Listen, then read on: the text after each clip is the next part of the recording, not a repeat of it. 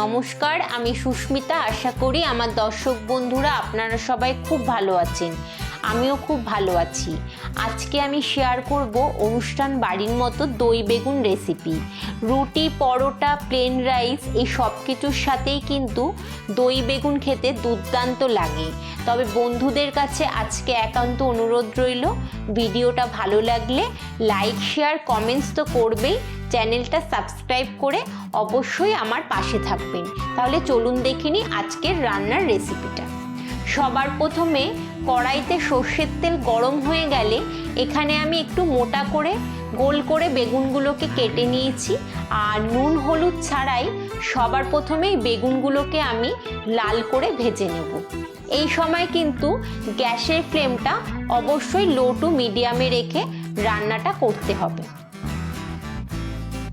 বেগুন ভাজা হয়ে গেছে, এগুলোকে একটু পাত্রে আমি তুলে রেখেছি। এবার একটি বাটির মধ্যে আমি 4 চামচ টক দই ভালো করে ফেটিয়ে নিয়েছি।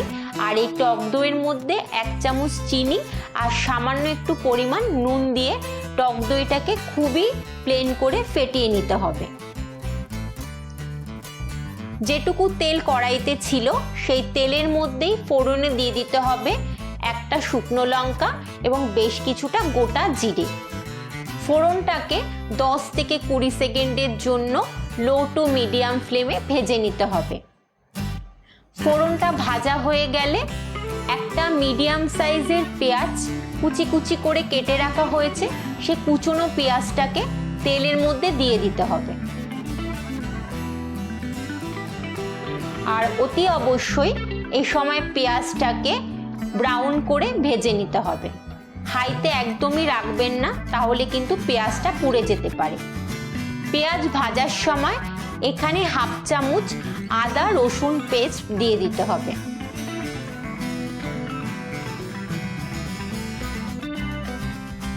দুটো উপকরণকে খুব ভালো করে মিশিয়ে নিয়ে পেঁয়াজ এবং আদা রসুনের পেস্ট খুব ভালো করে ভেজে নিতে হবে, যাতে কোনোটারই কোনো রকম কাঁচা গন্ধ এর মধ্যে না থাকে। ভাজা হয়ে গেলে এর মধ্যে কিছু গুঁড়ো মশলা অ্যাড করতে হবে। সবার প্রথমে দিতে হবে 1/2 চামচ মতো হলুদ গুঁড়ো, 1/2 চামচ লঙ্কার গুঁড়ো, স্বাদ মতো নুন, 1/2 চামচ জিরে গুঁড়ো, 1/2 চামচ গরম মশলা গুঁড়ো এবং 1/2 চামচ ধনে গুঁড়ো। এটুকু মশলাই আজকের রান্নার জন্য যথেষ্ট। সব কটা মশলাকে খুব ভালো করে মিশিয়ে নিয়ে মশলাটাকে কিন্তু কষিয়ে নিতে হবে। আর এই সময় গ্যাসের ফ্লেমটা একদম লোতে রাখতে হবে, যাতে মশলাটা পুড়ে না যায়। মশলাটা যখন খুব ভালোভাবে কষে যাবে তখন ফেটিয়ে রাখা টক দইটা এর মধ্যে দিয়ে দিতে হবে। টক দইটা দেওয়ার পর টক দইয়ের সাথে মশলাটাকে খুব ভালো করে মিশিয়ে নিতে হবে। আর গ্যাসের ফ্লেমটা কিন্তু একদমই লোতে রেখে এই মুহূর্তে রান্নাটা করতে হবে। মশলাটার সাথে টক দইটাকে মিশিয়ে নিয়ে ঠিক এইভাবে নাড়িয়ে যেতে হবে।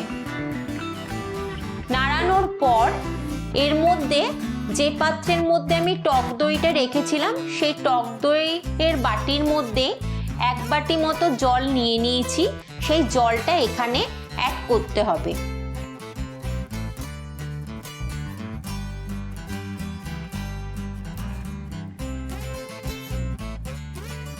গ্রেভিটাকে 5 থেকে 7 মিনিটের জন্য একটু ফুটিয়ে নিতে হবে। গ্রেভিটা যখন খুব ভালোভাবে ফুটে যাবে তখন এর মধ্যে ভেজে রাখা বেগুনগুলো এক এক করে দিয়ে দিতে হবে। আর 10 মিনিটের জন্য লো ফ্লেমে ঢাকা চাপা দিয়ে রান্নাটা করে নিতে হবে। তাহলে দেখতেই পারলেন রান্নার প্রসেসিংটা কিন্তু ভীষণই ইজি। দেখুন 10 মিনিট পরে আমি ফিরে এসেছি।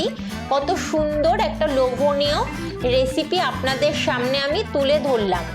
আজকে আপনাদের এই রেসিপিটা কেমন লাগলো আশা রাখছি সবার খুবই ভালো লাগবে। ভিডিওটা ভালো লাগলে অবশ্যই লাইক করবেন, শেয়ার করবেন, কমেন্টসে জানাবেন এবং চ্যানেলটা সাবস্ক্রাইব করে অবশ্যই আমার পাশে থাকার চেষ্টা করবেন। সবাই ভালো থাকবেন, সাবধানে থাকবেন। ধন্যবাদ।